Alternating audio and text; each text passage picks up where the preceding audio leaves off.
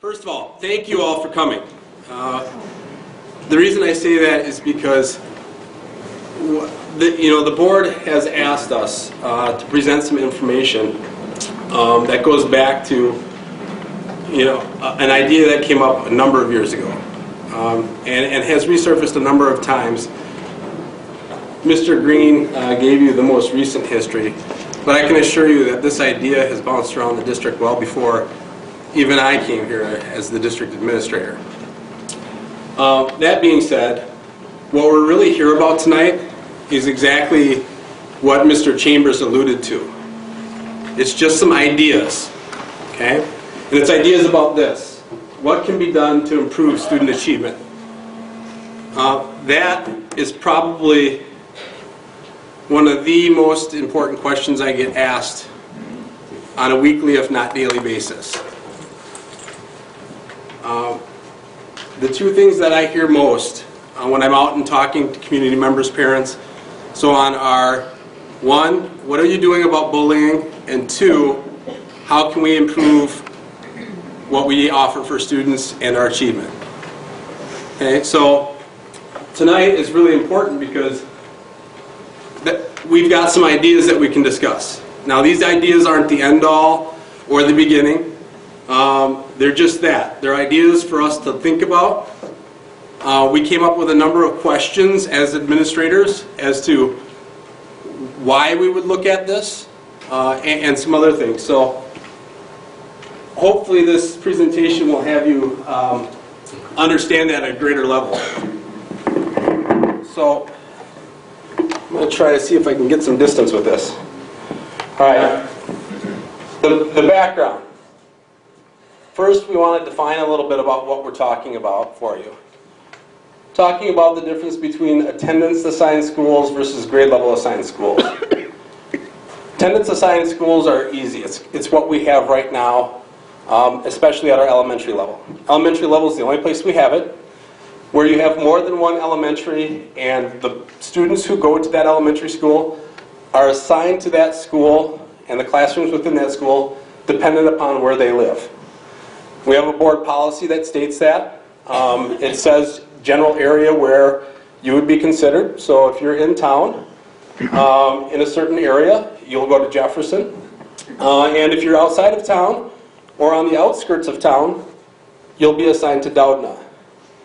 And then there's the caveat that says if ever we need to balance numbers or whatever else, we can go outside of this policy and basically assign a student wherever we need to. So that's pretty easy to find. Well, grade level assignment is just as easy. What you do is you assign students based on the grade they're in. So all students in an assigned grade level will go to that school. So all the kindergartners will go to the same school, all the first graders, second graders, and so on. Does everybody understand that? So that's as simple as defining it. I know that some people didn't understand, they researched stuff around neighborhood schools.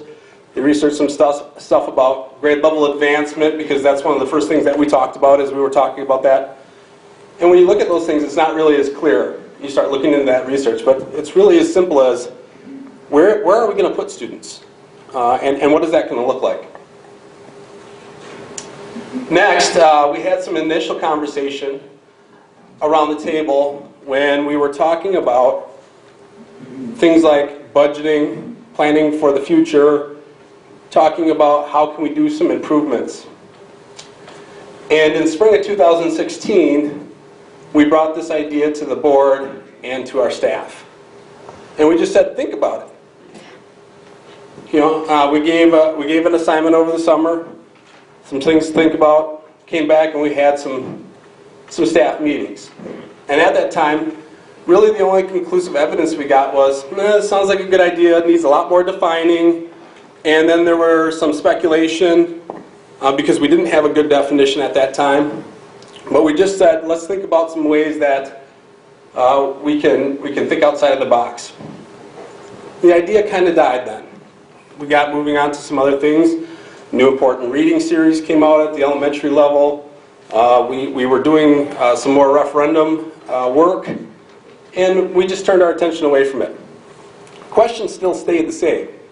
What can we do to improve achievement? And how can we be more efficient? Okay, so those questions still remain the same. Thank you, I forgot my water over there. So at first we had some major discussion points, which were around higher student achievement, increased collaboration, and more efficient use of our current resources. And that's really where the conversation started. The conversation then, like I said, waned, and it kind of kicked back up this last year. And the thing that kicked it up came out of the elementary. We had some needs that we had to do to balance numbers between buildings. And Ms. Hardy and Ms. Moore both sent out a message that said, to balance numbers between buildings in the 4th and 5th grade, we're asking for some parents to volunteer to have their their children move from Doudna to Jefferson. And that was to help balance the numbers. And so that was kind of an untenable feeling that went out and made cause for worry. And then we started talking about, well, we would never have to have that if all of those students were in the same building.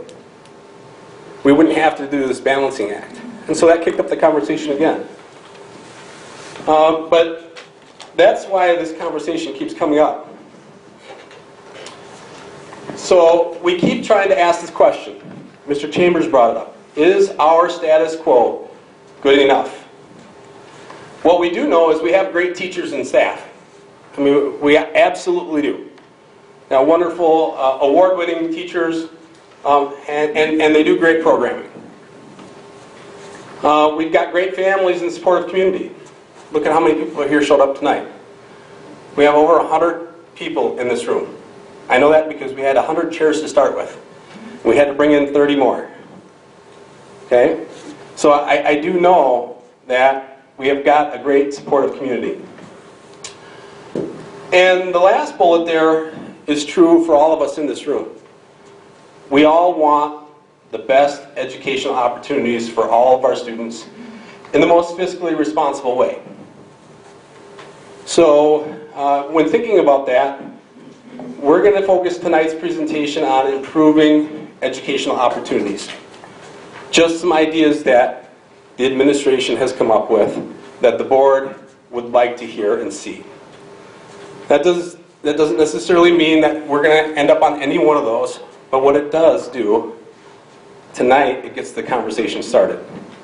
Not just with administration and the board. Look how many staff members are here, and look how many community members are here.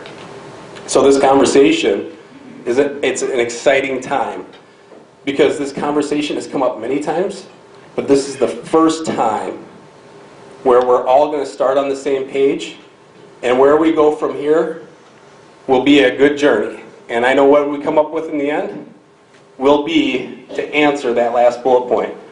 What we all want is for the best educational opportunities and the most fiscally responsible way we can do that. We'll get there, but we'll get there because we're going to get there together. Any questions so far? Okay, so let's start out with those whys that, as an administration, we're trying to help and solve. These aren't all the whys that are out there. You may have other whys. The answers that we're coming up with, somebody may challenge and say, why do you think that's going to be the best answer for that problem? It might not be. But it's what we've come up with, and we've come up with some possible solutions. Or at least to start. So, curriculum improvement. Moving towards grade level advancement building. Okay? Grade level assigned. We think we'll build some consistency within our curriculum. The reason we say that is because you will have all of the same teachers teaching the same grade levels in the same building. So it will be easier to promote that consistency right within the building. instead of having to try to find the time and pull people together from across town. Hopefully that will also increase collaboration. Now some people say you can do that without having all of the same kids in the same grade level. The way we're currently doing it, we can just add staff time. We can do more early releases. We can pull people together. And I say yes and. You know, because if we can do that, we can do that in a grade level assigned setup too. And then we would have those discussions that are maybe not so formal in the hallways, at small meetings, within the building. And we don't have to try to make a calendar just to support that so we can get the time for staff to come across town to meet. We can maximize the ability to respond to student needs academically and socially. What do I mean by that? Well, if you have 5 sections of a grade level, which is what we currently have, all in one building versus split up between 2 different buildings. If I'm a Jefferson assigned kid and I've got 2 sections that I can be mixed up between as I go through my elementary years, I'm not going to have near as many rich experiences, not as many different teachers that I can be put up and matched up with their strengths and my learning style, as I would if I had 5 sections in a building where I've got 5 different teachers at that grade level and 5 different classes of students that I can get mixed between. Okay, so that can be a real strength in looking at each child's needs and seeing what the best grouping can have to maximize their experience. The only way we can really do that, and we have before, is we've started students at one elementary and then we've moved them over to a different elementary to say, well, socially I think they'd fit better here, or academically we've got this alignment or program, and we've done that, but that makes a lot more transitions for students that we wouldn't necessarily have to have if we had grade level aligned.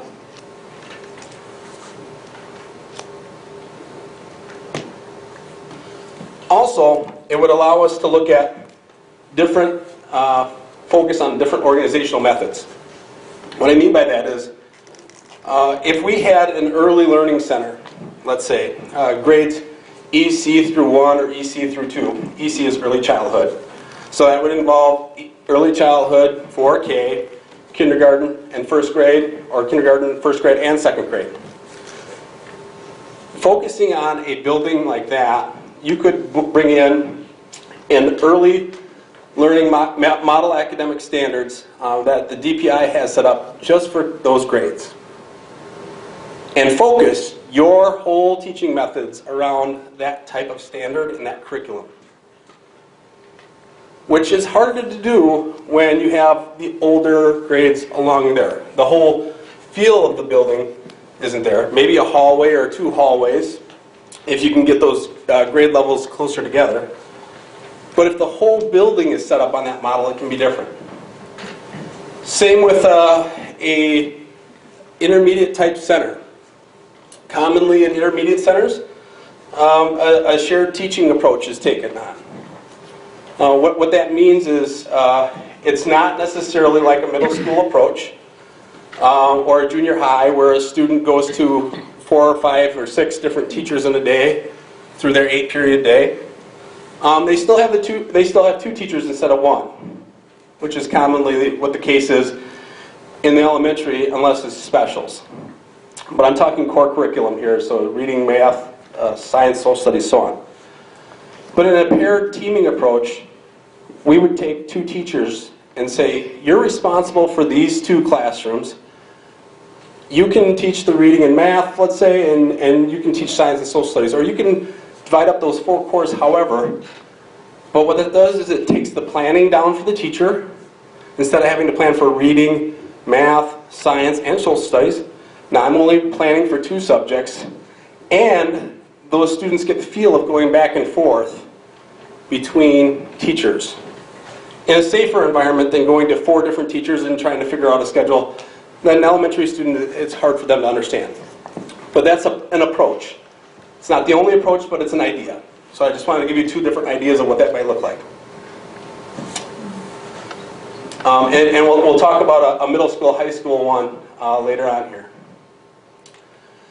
Another thing that is a why that we had to address is this. There are significant achievement gaps between Jefferson students and Doudna students.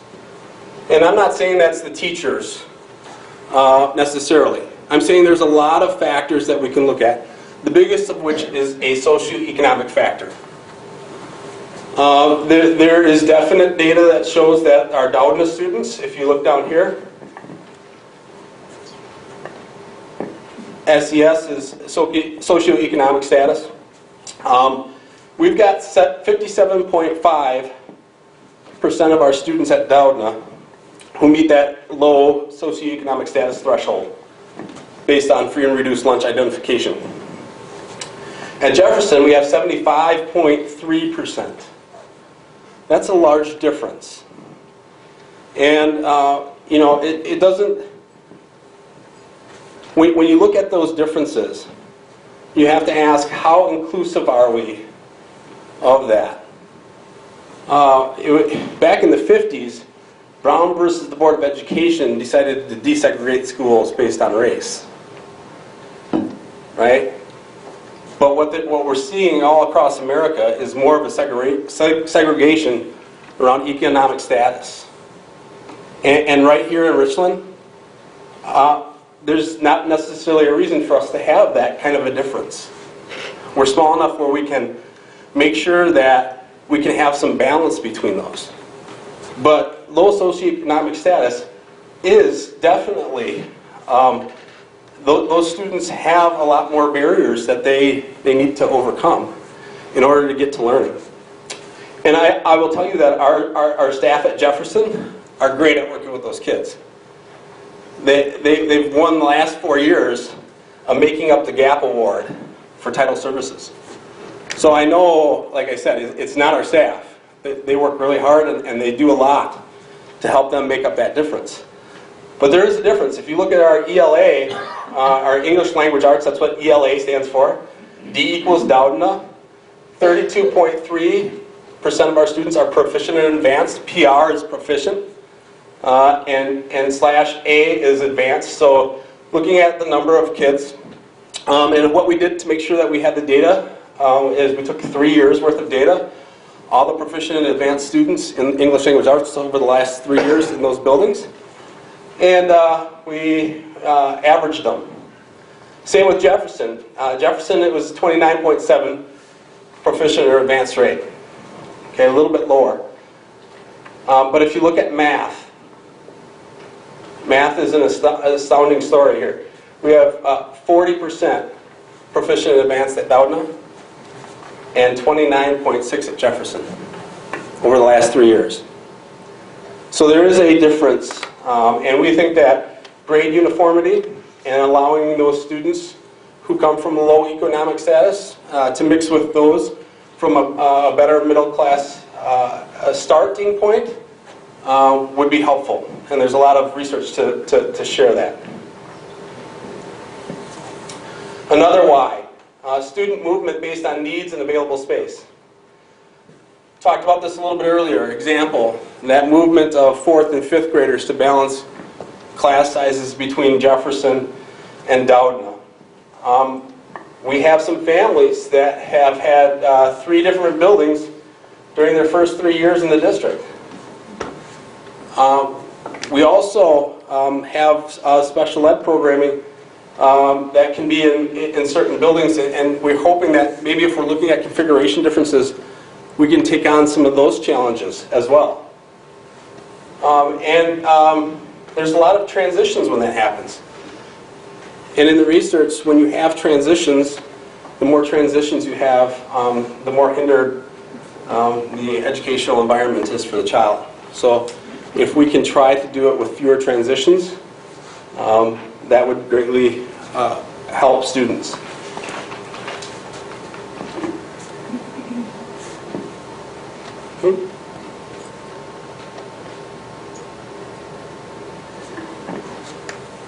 Title funding. Title funding is a federal fund, federal dollars that comes into our school district to work with low socioeconomic students and to help with services. Currently, our district, other than one building, is set up with what's called school-wide assistance. Meaning we can use those dollars to help us school-wide.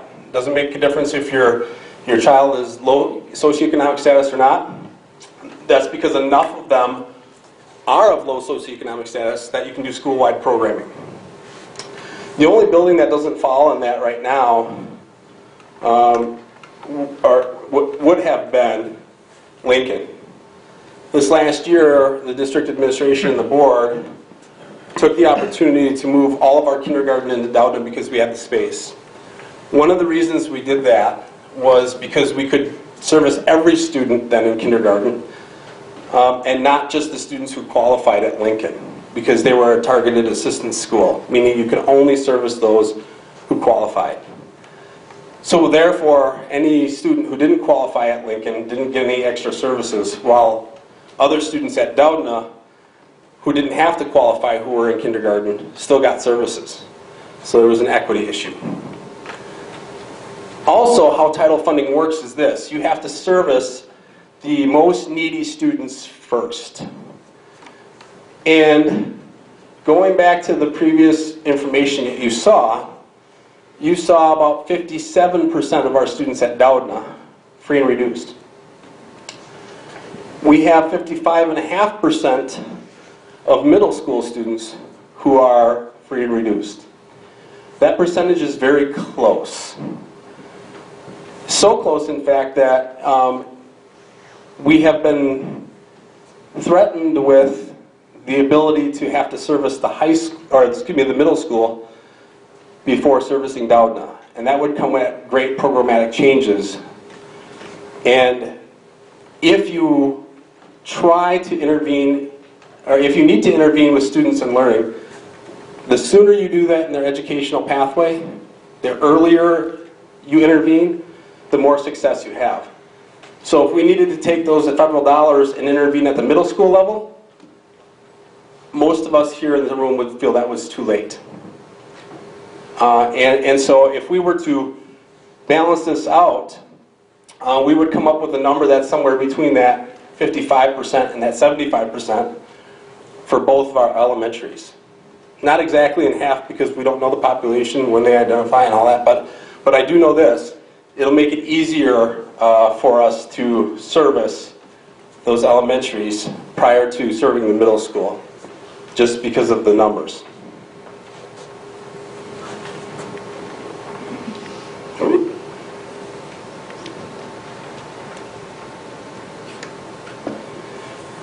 Also, another thought we had, we anticipate 4K being expanded.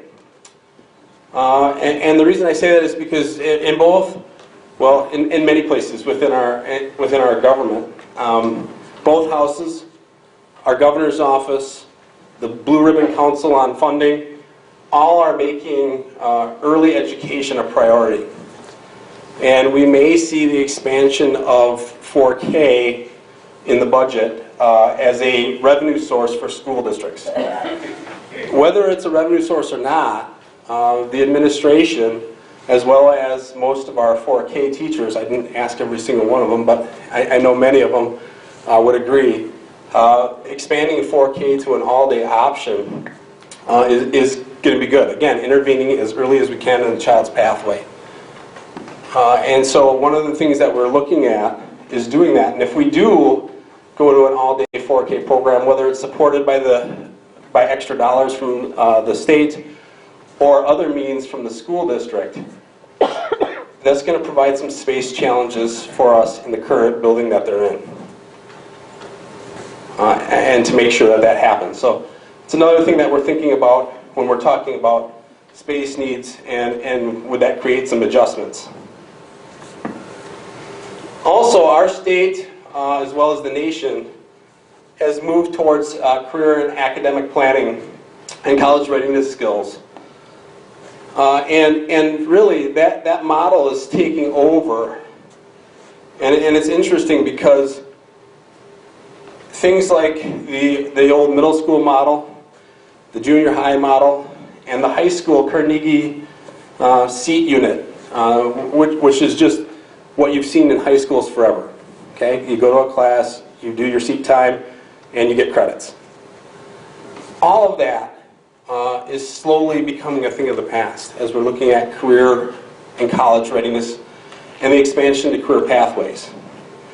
What I mean by that is they're starting to look at apprenticeship opportunities, looking at a flex mod schedule to allow for students to visit job placement, go to job placements, have opportunities to look at employment and do that in a very different way. And the idea of a career exploration in high school is very different than what it used to be through, your tech courses and those kind of things that we used to have. It's now pervasive amongst the whole curriculum. And finding that if you get those students on that pathway as soon as you can, in our state it's identified as middle school, typically 7th grade, and moving them through those course opportunities to either get into a place where they can do those college and career credits, like Mr. Woodward was talking about, to have that advanced placement opportunity. Many students are looking to complete college coursework at high school. And if we can get them on that path quicker and allow those opportunities, that can be easier. With our current setup, the way we are with middle school and high school across town from each other, in order to really do that well, we'd have a lot of staff travel. We would lose time and supports within the day for teachers because of that travel back and forth. We currently do have some staff doing that. But you lose a period or two a day depending on how many times they have to go back and forth between buildings. If those students were all housed in one spot, that travel would be diminished. And allow for actually more periods of time teaching in that content area.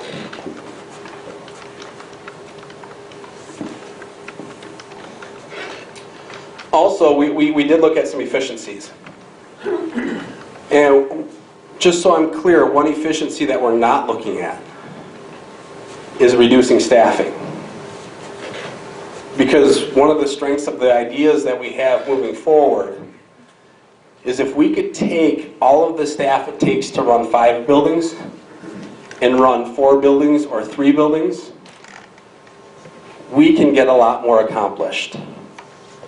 In taking all the staff that it takes to run 5 buildings and run 4 buildings or 3 buildings, putting those supports under fewer roofs to get around students, we think that's a plus. Because currently we've got over 1,400 students. You'll see that if you stay for the enrollment report later. And we've made some value decisions that we don't necessarily want to make as an administrative team and the school board. We've had to cut some supports. We've had to get lean. And we're doing that to stretch over a 5-building model. And with 1,400 kids, we can easily fit into 4 buildings. We can actually, believe it or not, fit into 3 buildings, and we'll show you that in a minute. But if we can utilize those resources and not spread so thin, that can really help out the learning and the other environment. So some of the other things that we thought of, we can reduce travel time. We can have savings by not heating buildings to operational levels or staffing them to operational levels. We can use buildings for other methods of teaching, looking at charter school opportunities or other places that we could do those things. Programmatically, we can use staff more efficiently. And even for the students, we could decrease some transportation time, travel times. Instead of going to 5 buildings to pick up, only going to 4 or 3 buildings will save on some travel time. And we do have some very long bus routes. And if we could, again, reduce some of that travel time, the time the kids are on a bus, And I will tell you that's the place where they're most unsupervised, because the one adult that's on there is paying attention to the road and other drivers. And if we can reduce that time, that would be a benefit to our students.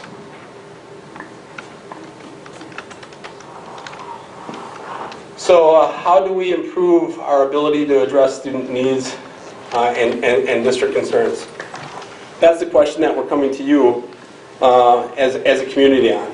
But we're proposing 3 different options today. Option 1 will align grades to fit within 3 buildings. The high school would be a 7-12 building. The middle school would be a 3-6 building. And Doudna would be an EC2 building. That's our first option. With that, I'm going to have Mr. Bosworth. Why don't you come up and you can start addressing some of the different configurations.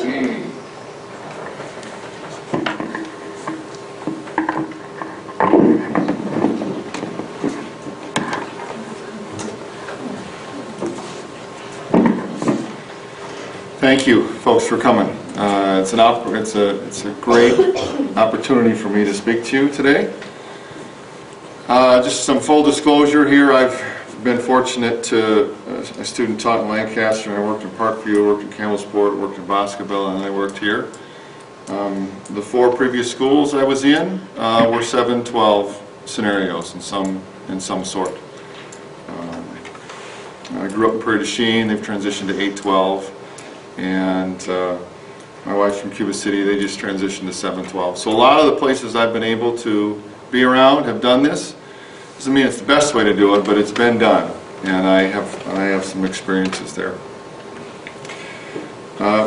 So it's my job to help you understand what a 7-12 scenario here would look like, and I'll do that in just a second. But I want to tell you where I come from a little bit. So it's been super great for me to live here. This is year number 8 for me, and I really don't want to move anywhere else. I want to live here. My kids love it here. I like it here. From time to time, I get phone calls from people who run businesses, and they say, "Will you give this candidate of ours a tour of your school?" So obviously, it's a good candidate. They like this person, and I say always, "Yes, absolutely. I would love to do that." And I come up on a Saturday, and we spend an hour and a half or 2 hours, and we walk around the building, and we unlock all the doors and show them everything. And I do my very best to sell them that the school and this community is a nice place to live. Because if they're a good candidate, they're an overachiever, and then they're going to have overachieving kids, and that's only going to be good for our district and our community. Sometimes it works, but sometimes it doesn't. And it's frustrating, really, really frustrating when it doesn't. And sometimes they can't find the right housing, or something spooks them. I don't know what it is, but it's really frustrating. I know I sometimes lose candidates when I'm trying to bring in folks, and sometimes it's money. I say, no, that salary's not going to be good enough. But one time somebody said, "You know what, I'm not moving my family across the state because you guys don't even have a grocery store." That was tough to hear. So why do I say all this? Because it's all connected. This is all a big tangled web. When businesses lose out, families move out, we lose students, we lose funding, our education suffers, we get a negative reputation, and then it becomes more difficult for the businesses to bring in employees, and then we get stuck in this vicious cycle. And it's really, really frustrating, because we all want a great education, and I want a great school. That's what I deal with. I want the school to be the best I can make it. And to do that, I need the best employees. So just a little bit of background here. That's where I'm coming from. Another thing that I see is I watch our high school, and then of course I look at the other buildings too. And I look at our achievement data, and we vary pretty wildly from year to year. And if you talk to the teachers, they can tell you, "Well, I would have told you this class was going to test high and this class was going to test low." That happens from time to time. But I don't think it needs to vary as wildly as it does. It could be tighter. And our average in most of the buildings is a regression line or slope is pretty flat. So ideally we'd like to see the scores tighter and higher, so our average was higher. Best case scenario would be tighter, higher, and even going up a little bit from year to year, which is tough to do because it's different kids, but regardless, that's what we would love to do. How do you do that? How do you get your scores to be tighter? The first thing you do is you look at curriculum. Tighter curriculum will bring your scores tighter together. It won't vary as wildly from year to year. And how do you improve curriculum? You get teachers together and you give them time and resources, but you got to get teachers together and you got to give them time. And they can fix curriculum. They're great. So in a 7-12 scenario, that gets to happen more often. Teachers get to be together more often. And essentially half the district, roughly, gets to benefit from that. Okay, so the point of this picture here, I don't know if I'm going to be able to reach all the way over here. Like I tried.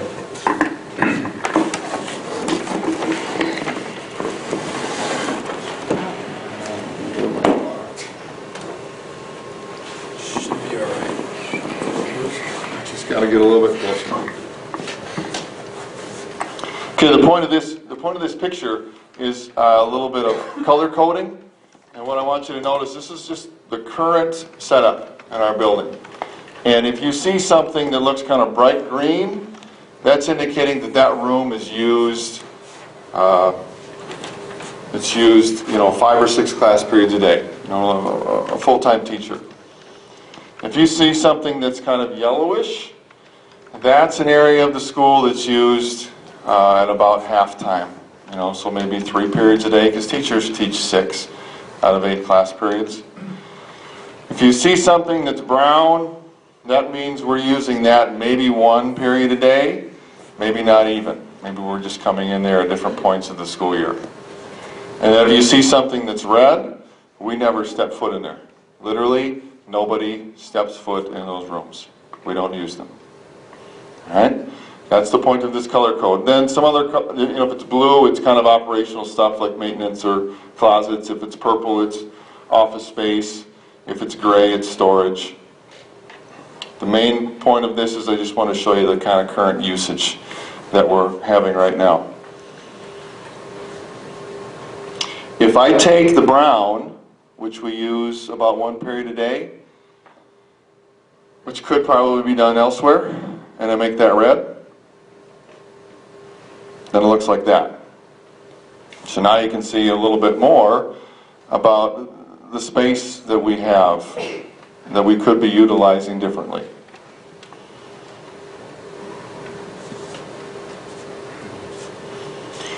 So, if the 7 through 12 were to be here, what could it look like?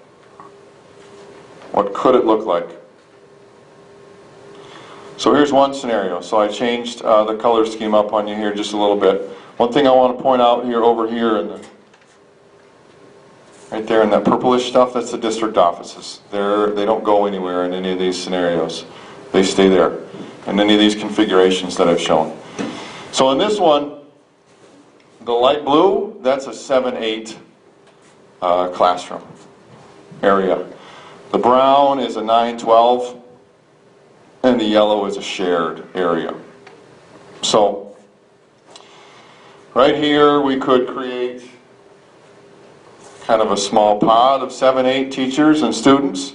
And I've also color-coded the lockers, so you can see the blue lockers are clustered near the blue classrooms to maintain that 7-8 identity and area in the school.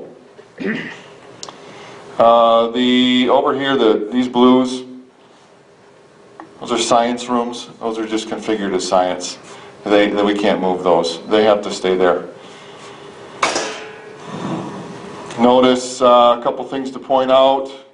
I don't know if you noticed on the previous slide, but there were 3 open offices in the office down here. 3 people work in the 7-8 office. There's room for them here. There's a vacant office in the student services area. That's where a counselor could work. We have room. The red indicated that. We have room. Another, just a slightly different configuration. Just moving some blues and browns around. We could use 2 of these science rooms and put some other 7, 8 rooms there to create a one hallway there. Keep a blue here and then maybe move to the other side of the school. Again, trying to keep the 7, 8 as close as we can and keep the blue lockers near the blue classrooms. So it is possible to give that a shot. With both of these scenarios, I know it may be difficult to imagine, but we still wouldn't necessarily be at maximum capacity. We still would have some special ed high school rooms, which are utilized about 3 classrooms a day of 8, because we do a lot of team teaching. And here, those yellow rooms, those are the family and consumer science rooms. We don't currently have family and consumer science. I haven't given up on that idea. But that's in this plan. So if family and consumer science still doesn't come here, there's 2 more rooms you can make red. Or you could put something else in there. So there's some opportunity for growth. What I did here is I just said to myself, well, what if we had to start tomorrow? What if we just literally had to start this whole thing and tomorrow? What would happen? Where would the conflicts be? Well, there wouldn't be any conflicts in these classrooms here.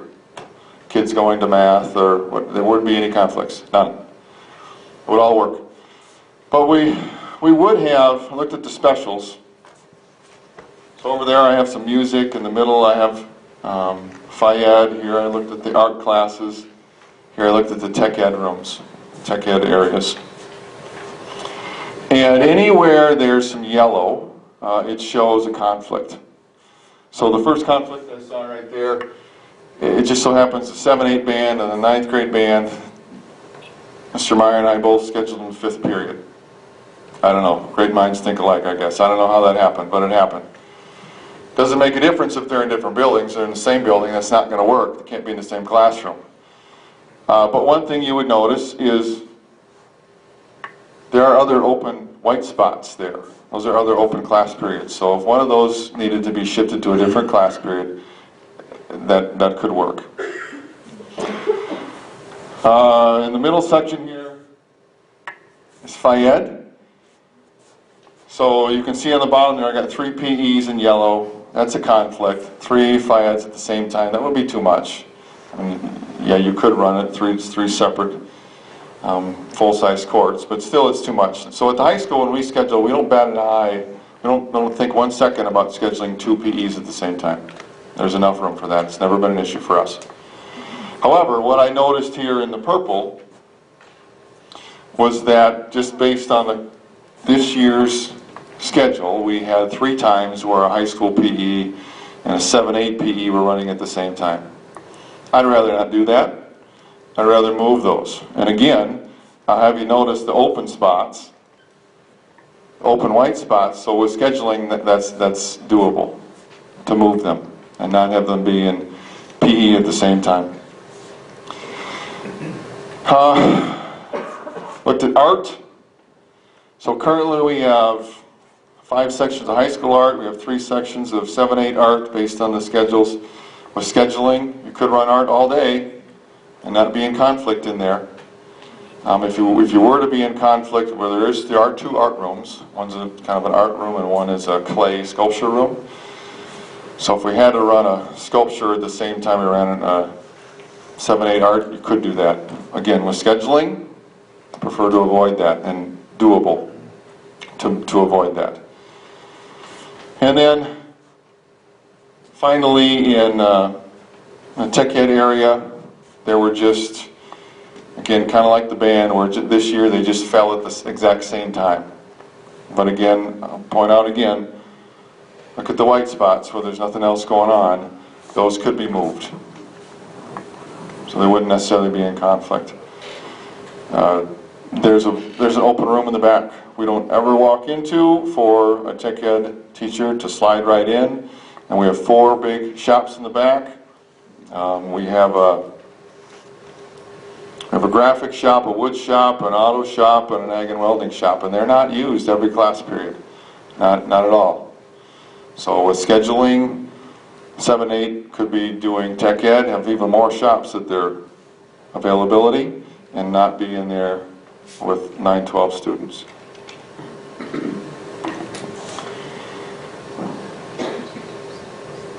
Lockers. We have 640 lockers in this school, and an open slot in the back to put another 50 in if we needed them. So we have 420 kids, which is high actually. I don't think it'll stay that high, but it's 420 right now. Bring 200 kids in, that puts us at 620. So we still have 20 vacant lockers. Talked about the conflict matrix. We have, believe it or not, we have 900 PE lockers. Yep. We're good with lockers in the Fayette world and sports world. If you walk in there now, you'd find about 150 locks on the 900. Okay, so you have those. I don't know that 7, 8 Fayette always changes. Again, we would try very hard to schedule opposite times if we couldn't. Each locker room, there's 2 locker rooms for each gender. So we can have 7, 8 in one locker room, we could have 9, 12 in another. We could. So some notes here I made. I want to make sure I don't miss something. Talked about art. Music I'll get to in a second. I'll talk about music. There aren't too many places where places would have to be shared, but if we just had to start tomorrow, the music band is one place that would have to have a shared room. I'll talk more about that in a second. Parking. 7 and 8 students don't drive themselves. So our current staff parking has 90 slots, of which I counted 30 cars in there today. Out here, the rest of the parking area, that has about 325 slots, and I counted about 125 in there today. So if we wanted to take that current staff parking lot and completely vacate it, nobody parks there.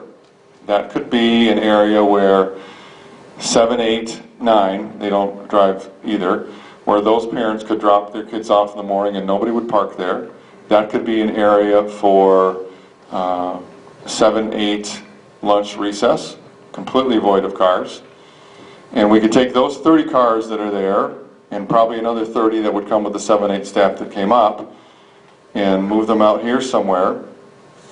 That still leaves us about 140 open spots, which would still leave the area over here, where our marching band practices, probably wide open. I would suggest we could take the 9, 12 students and we could move the staff parking over here, and we could have 9, 12 move over here. Kind of leading into something else. And then another issue I think through is, what would we do in the mornings? I would have this area, which is a little bit larger, this commons area, 7, 8, probably 9 grade could stay there in the morning. That could be their landing base. It's bigger, they get their breakfast there. The older kids, 10, 11, 12, who drive, they show up about 5 to 8, 8 o'clock because they can, and they drive themselves. They could be parking over here. They could possibly be entering that door. The West Commons could be their hangout spot in the morning, and the two wouldn't need to mix.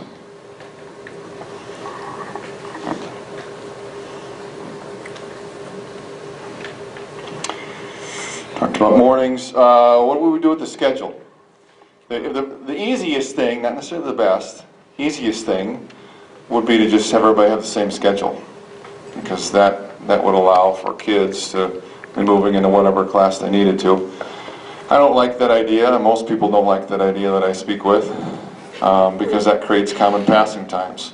And even though you have those small 7, 8 pod areas, they still need to travel to the specials, like band or tech or PE. So my suggestion would be to have a slightly staggered schedule. Close, but not the same. Staggered by 4 or 5 minutes, something like that. 7, 8 transfer first out of the hallways, then 9, 12 would come. That would severely decrease any opportunity to be interacting in the hallways, but still be close enough that if a student needed to jump to a different scenario, they could do that with minimal impact.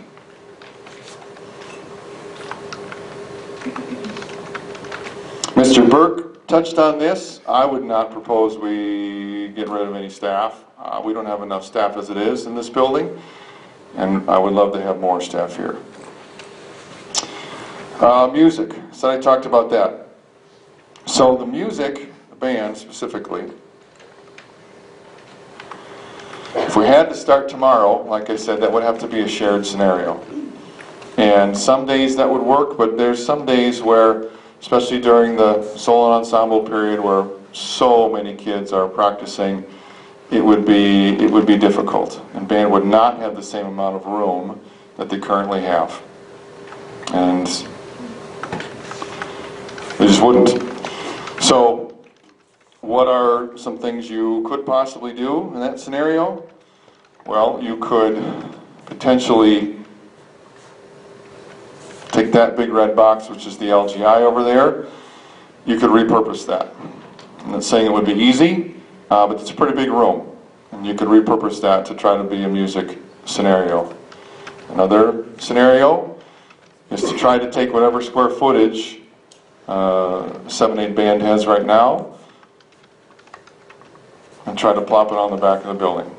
That would give them the same opportunities the kids are having right now in a 7-12 scenario. Another issue to think about is gym space, especially after school. I want to go back a second. So I talked about schedules. I like to stagger those. My suggestion would be that 7-8 would start earlier and finish earlier. That way they could, many of them could be done and possibly out of school, picked up by parents on their way home before 9-12 are being released, or potentially getting through a locker room and getting out before 9-12 are released. But any gym sport is the amount of gym space, kind of like band, it wouldn't be as much as they currently have if we tried to do it all here. That would be pretty tight. So an option would be that any gym sport, after school sport, 7-8 students could be bused back to current gym. Another scenario is to try to make an auxiliary gym here to create the same amount of space.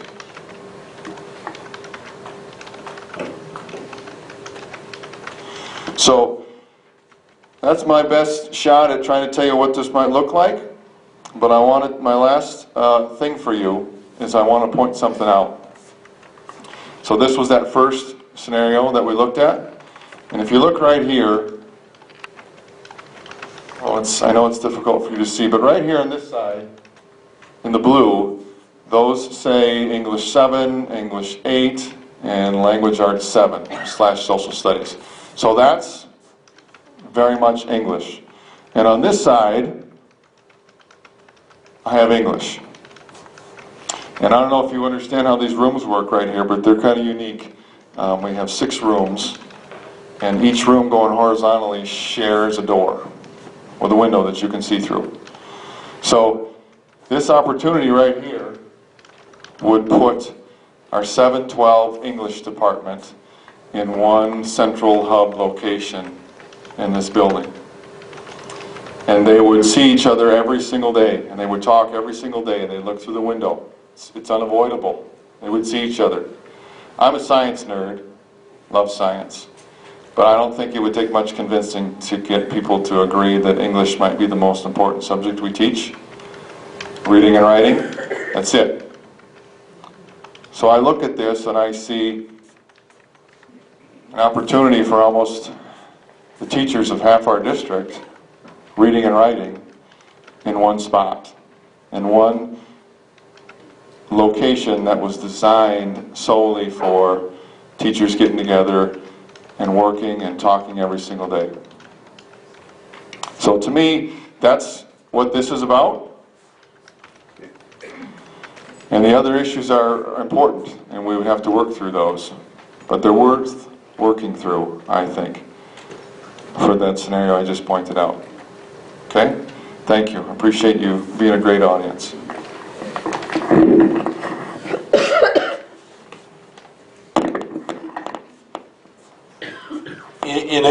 Excuse me, in a different time, you would have Amy Hardy here presenting the next section, but she's not able to make it tonight. So I'm going to talk through a little bit of what the 3-building scenario would look like at the elementary level. Then I'll move into what a 4-building model for elementary would look like as well.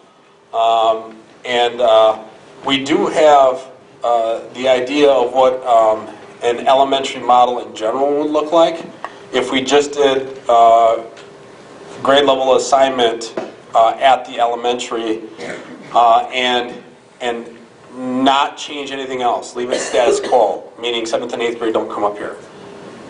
We have discussed that, but remember when I was talking about transitions and then also the possibility of going to full day 4K every day for 4K students. That model would really be stressed because we would have a lot of transitions for just the elementary kids, as well as if we look at an all-day, 4-day a week or 5-day a week 4K programming, depending on what that would look like, that would become difficult. So we really didn't put a map together for that. So let me start with the 3-building model. This is what you would see the current middle school turning into an intermediate center. If you look here, I'm just going to point out that the grades are there. 5 sections of 3rd grade, 5 sections of 4th grade, 1, 2, 3, 4, 5 sections of 5th grade, actually 6 because next year we would have 6 sections of 5th grade, and then 5 sections of 6th grade. So we have at least 5 sections of each grade, which is currently what we would need. You have your music there. In the current band room, we would have to take the current choir room and divide it for title reading and title math services for intervention. And then we would have special ed with OT and PT services down here in this area. So it would fit. Is basically what we're showing there.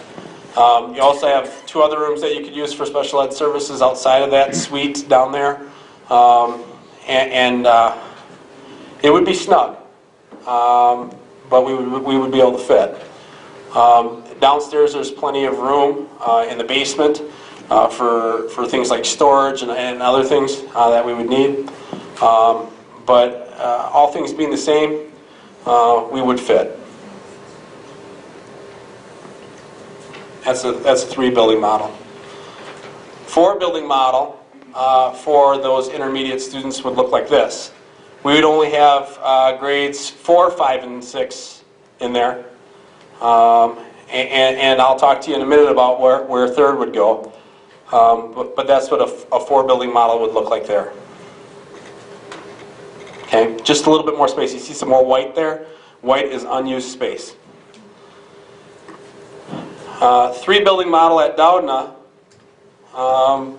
would look like this, where we would have 4K, 1st grade, kindergarten. Reason for 4K here and kindergarten over there is the proximity to bathrooms. Early childhood, special education here, just because those are bigger rooms, give a little bit more room for those programs that we would need.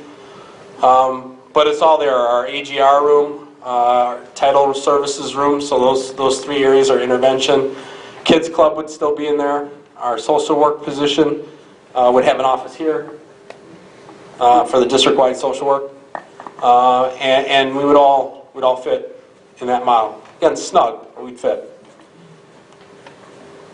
Going to a 4-building model at Doudna, here's what that would look like. Again, you'd have 1, 2, 3, 4 classrooms there that we wouldn't be filled in a 4-building model. Okay, so then that would be EC through 1st grade. So now you're going to say, well, Jared, where are 2nd and 3rd grade going to go on a 4-building model? Well, they're going to go to Jefferson, and that's what Jefferson would look like if we had a 4-building model. Plenty of classroom space. We'd have everything there. 2 special ed classrooms, OTPT, title reading, title math, and that's what that configuration would look like. So if we had a 4-building model, it'd be EC through 1st grade. Then the students would go to 2nd and 3rd grade at Jefferson. From Jefferson, go into an intermediate center at the current middle school, 4th, 5th, and 6th, and then on to a 7-12 up here at the high school. Again, trying to do just grade level assignment at the elementary in our current model, using status quo with the middle school model and the high school currently as they are. That would be very difficult because of transitions and whether or not we would think about going for a full day 4K program. So that's what it would look like. I've given you some reasons why we're thinking about that. It's just ideas for us to start with. I know this, in all my years of work in education and being a director of instruction prior to coming here. A director of instruction, their role in a school district, okay, is to be a continuous improvement specialist. It's kind of like my friend who works in the computer industry. He works for a company called Hutchinson Technologies. And he's an automotive engineer, and what they hire him for is to try to make the best pathway to cut out little tiny reader arms for hard drives. And his job is just a quality control specialist. That's what a director of instruction looks at too. And one of the strengths that I think that this community looked at when they were hiring for my position, at least one of the things I was told, was that they understood that I knew how to look at and try to improve instruction in a system approach for a school district. Now, that being said, these are ideas, okay? One of the strengths that a person has in that kind of position to look at improvement is to understand that one of the biggest factors is culture in a place. The question is are we ready for that kind of a culture change here? Because this would be a big culture shift for this community. Much like going district-wide to the Hornets. We no longer will have the Doudna Dragons, no longer have the middle school Raiders. Okay? Here we're all one hive now. That's a cultural shift that we've gone down. We've had many other cultural shifts that we've gone through. And realigning schools, this district has been down before, many times. Whether it was closing country schools, bringing more students here into town, having kindergarten go from where it was to Lincoln, and now from Lincoln to Doudna. The idea of 6th grade moving into the middle school and joining in 7th and 8th grade. All of those were shifts that, as a school districts, we have done to realign students in buildings. This is just another idea. There are undoubtedly other ideas that we're hoping come from the community and the staff, either in support of this model or not, but we're open to hearing that, and I think our board would like to hear that too. So moving forward in this process, and this process may not be done and defined by December. Okay, we're starting on a journey. But along the way, our next steps are to have listening sessions with the board and the district administration with our staff. We'll be going to staff meetings over the next couple of weeks to hear from staff about what they've seen, ideas that they have for improving academics. We're also going to be listening to the community. We've got a couple public hearing sessions that Mr. Green talked about.